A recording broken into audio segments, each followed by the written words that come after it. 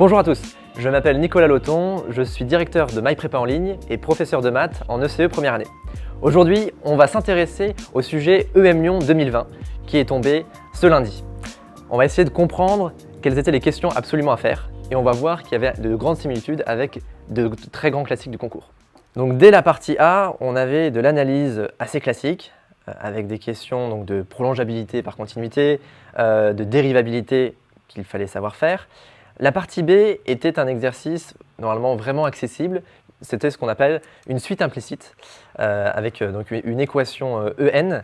Et si on avait travaillé un petit peu ces classiques, notamment les DEC 2000, on devait pouvoir savoir faire, parce que dans le DEC 2000 que je vous ai mis en dessous de l'écran ici, on voyait que dans l'exercice 3, on avait quelque chose d'assez similaire, à savoir une fonction cette fois qui définissait x exposant n plus 9x carré moins 4. Ici, on a du x exposant n plus x moins 1 égale 0, ce qui est relativement similaire. Et on avait des questions également très intéressantes. La question 2a, par exemple, nous permettait, si on l'avait faite, de bien comprendre ce qu'il fallait faire, notamment à la fin de la partie B. Il fallait utiliser des histoires de bijection réciproque pour notamment montrer UN croissante. Voilà, donc ça c'était vraiment un exercice très classique avec notamment le théorème de la bijection dans la question 6. On avait exactement la même question en 1A. Ça permettait de lancer l'exercice. Il fallait aussi vérifier que UN se trouvait sur un certain intervalle et si c'était entre 0 et 2 tiers, ici entre 0 et 1.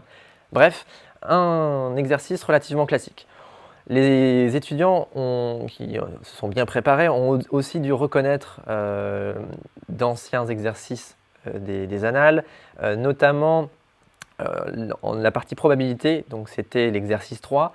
La loi de Pareto est tombée plusieurs fois au concours, donc si vous passez les concours l'année prochaine, je vous conseille vivement de faire cette annale ainsi que les précédentes que je vais vous montrer. Donc loi de Pareto, on avait une première occurrence déjà pour l'ESSEC 2007, donc je vous ai mis aussi un extrait ici.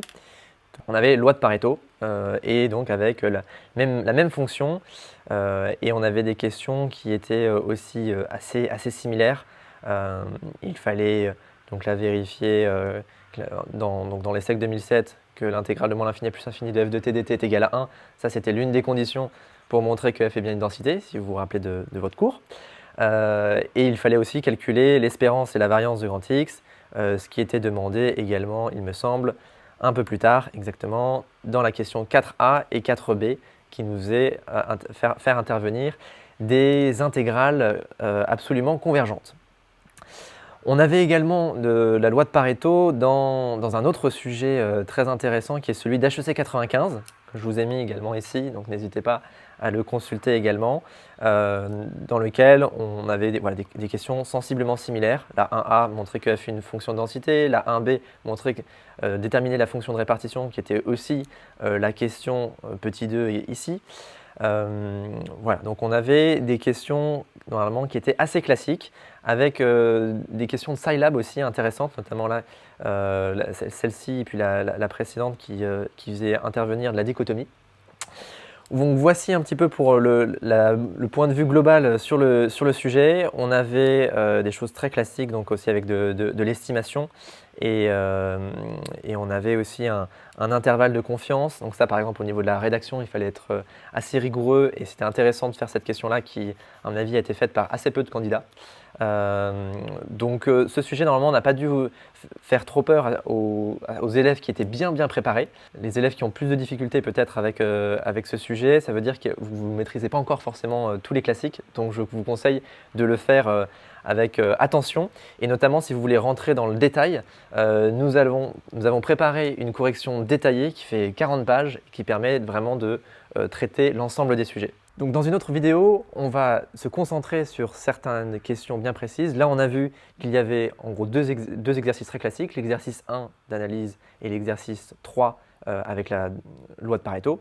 L'exercice 2 était aussi assez simple à faire, mais nous allons nous concentrer sur quelques questions qui étaient importantes en termes de concept pour bien comprendre notamment le cours.